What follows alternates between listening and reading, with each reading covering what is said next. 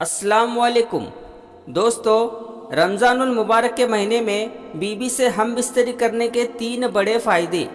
یہ فائدے بتانے سے پہلے آپ کو یہ بات بتا دینا چاہتا ہوں کہ ہمارے معاشرے کے اندر یہ سوال ذہن میں ہمیشہ رہتا ہے کہ کیا رمضان شریف کے مہینے میں بیوی سے ہم بستری کرنا کیسا ہے۔ کچھ کے خیال میں ہے کہ حرام ہے، کچھ کے خیال کرتے ہیں کہ یہ گناہ اور غلط ہے، لیکن حدیث پاک کی روشنی میں آپ کو بتا دوں کہ یہ جائز ہے، اور منع اس شرط کے ساتھ ہے کہ آپ روزے کی حالت میں ہو۔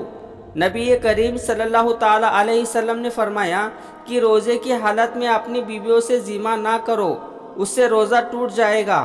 اور اس سے سخت گناہ بھی ہوگا۔ جس طرح سے کھانے پینے سے روکا جاتا ہے، اسی طرح بیوی کے خواہشات سے بھی پرہیز کیا جائے تو یہ منع ہے، لیکن افطار کے بعد سے سحری سے پہلے تک بیوی کے ساتھ ہم بستری کرنا جائز ہے۔ لیکن یاد رکھیں، آپ روزے سے نہ ہو، روزے کی حالت میں بالکل منع ہے۔ آپ کو بتا دیں کہ روزے کے مہینے میں بیوی سے ہم بستری کرنے کے 3 بڑے فائدے کون سے ہیں۔ نمبر 1، اولاد نیک پیدا ہوتی ہے، کیونکہ رمضان شریف کے مہینے میں اللہ تبارک و تعالیٰ اپنی خاص رحمتیں اور برکتیں نازل فرماتا ہے،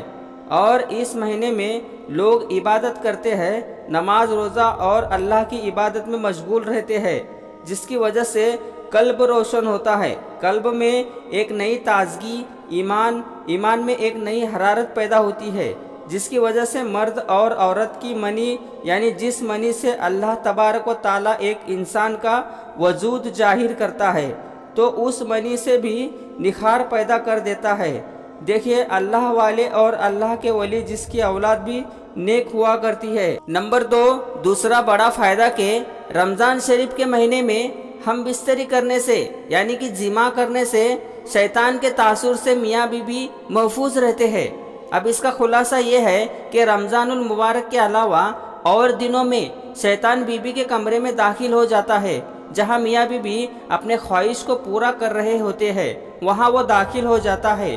اور اپنے تاثرات بیوی کے شکم میں، یعنی پیٹ میں داخل کر دیتا ہے، اور اپنی شرارت کرتا ہے، جس کی وجہ سے شیطانی شرارتوں والی اولاد پیدا ہوتی ہے۔ اب آپ سوچ رہے ہوگے کہ یہ ایسا کیسے ہو سکتا ہے۔ میں آپ کو بتا دوں کہ اللہ کے محبوب حضرت محمد مصطفیٰ صلی اللہ علیہ وسلم نے ارشاد فرمایا کہ شیطان تمہارا کھلا دشمن ہے۔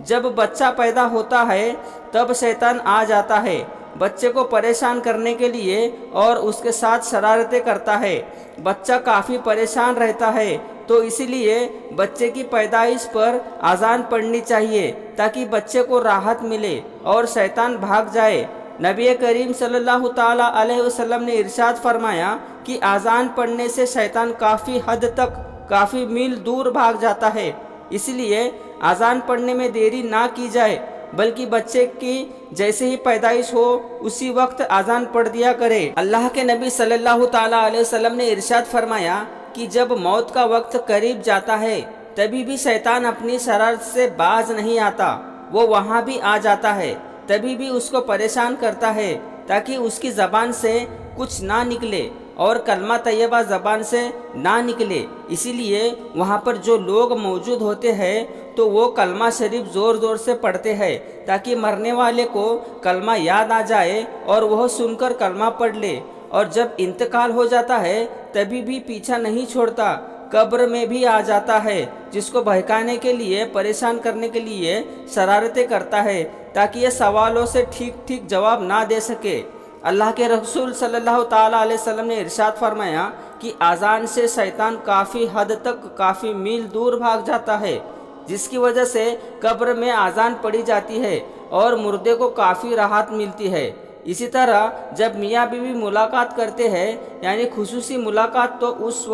اس دوران بھی شیطان اپنی شرارت سے باز نہیں آتا اور وہ آ جاتا ہے اور پریشان کرتا ہے اور اپنے تاثرات داخل کرنے کی پوری کوشش کرتا ہے۔ اس سے بچنے کے لیے اللہ کے رسول نے ایک دعا بھی بتائی ہے۔ میاں بیوی جب صحبت کرنے کے لیے جائے تو اس دعا کو ضرور پڑھے، بسم اللہ اللہم جنی بن شیطانہ و جنی بن شیطان ما رزقنا، اور اس کا ترجمہ کچھ اس طرح ہے کہ اللہ کے نام سے اے اللہ دور رکھ ہم کو شیطان سے، اور رکھ شیطان کو اس چیز سے جو آپ ہم کو عطا فرمائے، یعنی کہ اولاد۔ اس بات کا خلاصہ یہ ہے کہ شیطان رمضان المبارک کے علاوہ اور دنوں میں بھی میاں بیوی کے درمیان حائل ہو جاتا ہے اور ان کے درمیان اثرات چھوڑنے کی کوشش کرتا ہے۔ اس سے بچنے کے لیے ہر انسان کو یہ دعا ضرور پڑھنی چاہیے، اور رمضان کے مہینے میں ہم بستری کرنے سے نیک اولاد پیدا ہونے کی امید بڑھ جاتی ہے، کیونکہ اللہ کے نبی صلی اللہ تعالیٰ علیہ وسلم نے فرمایا کہ رمضان کے مہینے میں شیطان کو زنجیروں سے اللہ تبارک و تعالیٰ جکڑ دیتا ہے۔ نمبر 3 یہ ہے کہ رمضان کے مہینے میں جماع کرنے سے 70 گنا زیادہ ثواب عطا کیا جاتا ہے، کیونکہ اللہ کے نبی حضرت محمد مصطفیٰ صلی اللہ تعالیٰ علیہ وسلم نے ارشاد فرمایا کہ رمضان کے مہینے میں جب کوئی نیکی کی جائے یا برائی کی جائے، دونوں کا بدلہ 70 گنا بڑھا کر دیا جاتا ہے، اور جماع کرنا ثواب ہے، یعنی کہ اللہ کے نبی نے فرمایا کہ ثواب دیا جاتا ہے۔ یہ بہت حیرت کی بات ہے، لیکن ایک بار صحابہ اکرام نے عرض کیا کہ یا رسول اللہ، میاں بیوی ملاقات کرتے ہیں تو کیا ان میں بھی ثواب ملتا ہے؟ آپ صلی اللہ تعالیٰ علیہ وسلم نے فرمایا جی ہاں، اگر وہ زنا کرتے ہیں ان کو عذاب نہیں دیا جاتا، اور ویسے بھی وہ بیوی کے حق ادا کر رہے ہوتے ہیں، اس لیے اپنی بیوی سے جماع کرنے سے اللہ تبارک و تعالیٰ ثواب دیتا ہے، اور جب رمضان کے مہینے میں جماع کیا جائے تو 70 گنا زیادہ ثواب عطا کیا جاتا ہے۔ یہ 3 بڑے فائدے رمضان کے مہینے میں بیوی سے جماع کرنے کا، لیکن ایک خیال رکھے کہ روزے کی حالت میں نہ ہو، ورنہ سخت سے سخت گناہ ہوگا اور جس سے روزہ بھی ٹوٹ جائے گا۔ اسی لیے آپ کو خاص طور پر خیال رکھیں، اور جو 3 باتیں آپ کو بتائی گئی ہے ان کا بھی خاص طور پر خیال رکھیں، کیونکہ کون ایسا ہوگا جن کو نیک اولاد کی خواہش نہ ہوگی۔ دوستو، آج کی ویڈیو میں بس اتنا ہی۔ اگر آپ کو یہ ویڈیو اچھی لگی ہو تو اس ویڈیو کو ایک لائک کر کے ہمارے چینل کو سبسکرائب ضرور کر لیجئے گا۔ آپ سبھی کو رمضان المبارک۔